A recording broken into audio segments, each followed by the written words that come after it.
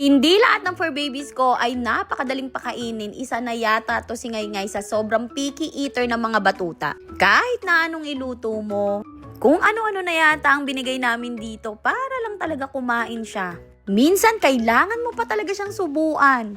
At napakahirap humanap ng kibbles na magugustuhan talaga ni Ngaingay. Buti na lang talaga na-discover ko tong Dr. Shiba Kind Kibbles. Complete daily nutrients na para sa ating mga fur babies na picky eater. Ang kinagandahan dito, meron siyang goat's milk, pearls, blueberries, sweet potatoes, and fresh beef real meat. Ang kinagandahan kay Dr. Shiba's Kind Kibbles, wala itong fillers at syempre hindi rin to nilagyan ng artificial flavors. Kumbaga, real na real meat.